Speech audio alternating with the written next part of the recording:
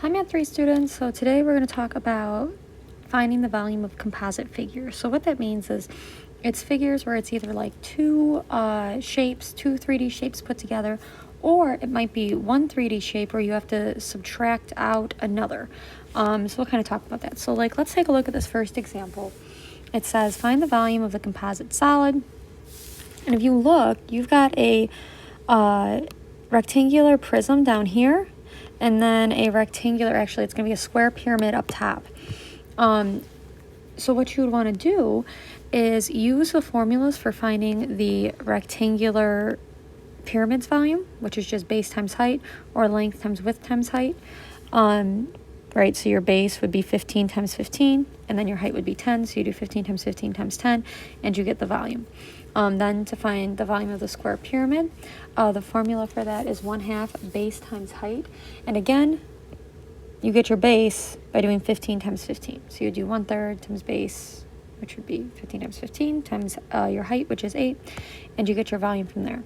Then to find the total volume, what you would do is add up these two values. All right, so that is how you would find two shapes put together. Now here, for example 2, we actually have, it kind of looks like a washer. I don't know if you guys have ever used that in terms of, I don't know, putting things together, building. It kind of looks like a washer shape. So we have like a big cylinder on the outside and then a smaller cylinder cut out of the inside. So what you would want to do here is find the volume of the entire cylinder, acting as if this was filled in. And then you're going to subtract out the volume of the smaller cylinder. So we know that the volume of a cylinder is going to be your base times height.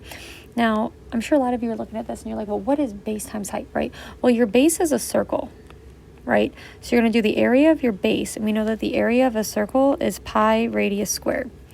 So you're going to do pi times your radius squared, which would be 9 squared. And then you multiply that by your height. So you do pi 9 squared times 3. And you end up with 243 pi. And then to figure out the whole, you're going to do your same thing, base times height. Your radius this time, though, is 3. All right, because you can, how did they get that? Well, this whole guy is 9. And, oh, I'm sorry, your radius is not 3. Goodness gracious. This whole guy is 9, and they show you that this guy here is 5. So your radius is going to be 5. You plug that in, and you get the volume of the whole. So then what you do is you take the volume of this guy and subtract out the volume of this guy. Now notice they were both left in terms of pi, which means that like to get this number, we just multiplied these things and left the pi there. Same thing here, we multiplied these guys, left the pi there. So you can kind of treat the pi as a variable, and this makes them like terms, so you can just subtract, and you end up with 168 pi, or 527.5 rounded. All right. So we can go ahead, let's try number 1 here. All right. I don't know why this is blurry. But if you look, you can see that we've got two rectangular pyramids here. And they have the height, which is going to be 1.75. And then we do have the lengths of the sides here, which are 2. So if we look back up here, the formula for a square pyramid is 1/3 base times height. So let's use that. Oh boy, why is this freaking out on me? Sorry guys. Oh boy. Watch this whole video be messed up. Oh no. We'd have to stop. Let's see. So we have 1/3 base times your height. So we're going to do 1/3, and then our base is going to be 2 times 2. Because that's going to be the area of the base, right? Length times width gives you the area of that square there. And then your height is 1.75. All right, so you go to your calculator. You're going to do 2 times 2 times 1.75, and then multiply that by 1/3, and I get 1. All right, so that means that the volume of one of these guys is going to be 1. You know what? I think I plugged that in wrong. 4 times.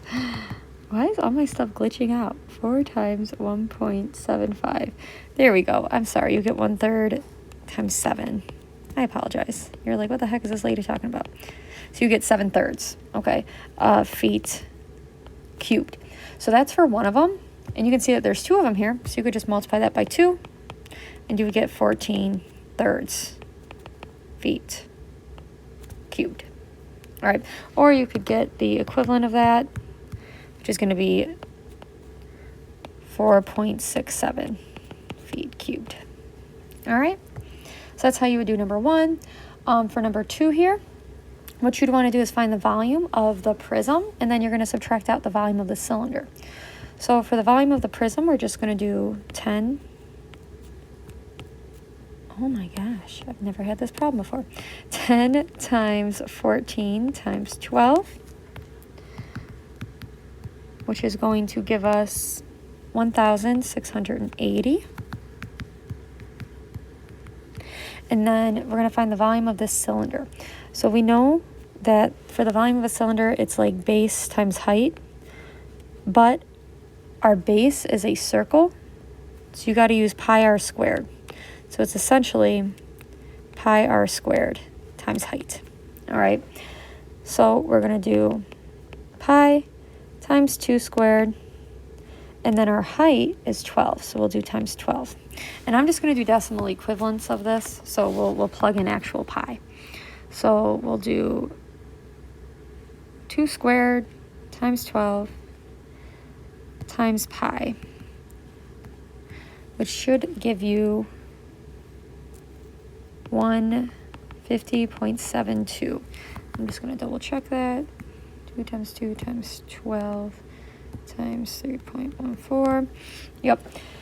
So this guy is 1,680 inches cubed, and then the whole is 150.72 inches cubed. So you're just going to subtract those. So you're going to do 1,680 minus 150.72.